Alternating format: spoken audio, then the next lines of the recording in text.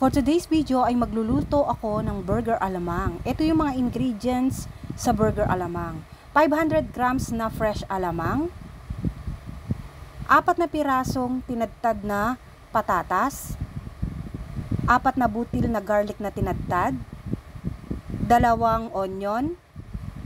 onion leeks, 4 na pirasong scrambled egg, 1 tablespoon na patis, 1 tablespoon all-in-one seasoning at half teaspoon na black pepper, 1 cup na harina.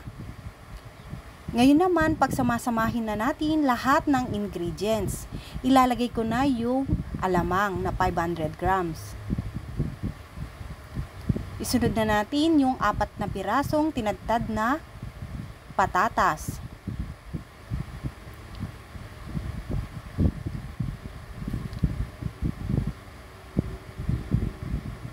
Ayan, nilagay na rin natin yung garlic.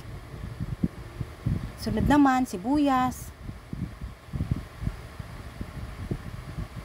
Ilalagay na rin natin yung black pepper.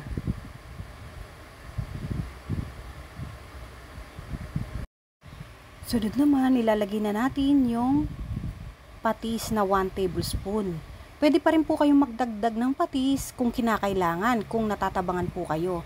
Nilagyan ko na rin ng 1 tablespoon na all-in-one seasoning at ilalagay na natin yung tinadtad na onion leeks.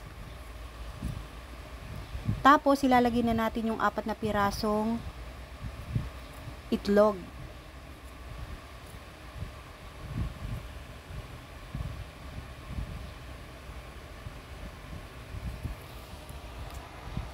Ilalagay ko na rin yung 1 cup na harina. Tapos, imimix lang natin ng mabuti. Ayan, medyo lamasan lang po natin yung ingredients para lahat ng ingredients ay mapunta sa alamang at medyo malusaw yung alamang kapag nilamas po natin na ganito. Ayan, kailangan talaga lulusawin po natin yung alamang dito. Ayan, para medyo maging pino po siya. Ayan. Tapos kapag okay na po, ayan, pwede na po natin siyang iluto. Ayan, maghanda na po tayo ng cooking pan.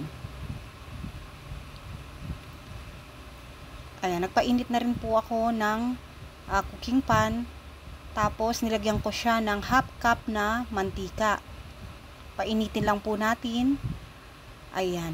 Ang measurement ko po ay half cup na alamang ang nilagay ko, na burger alamang. Ayan. Tapos tutusok-tusukin lang po natin siya ng tinidor para maluto siya kahit sa loob po.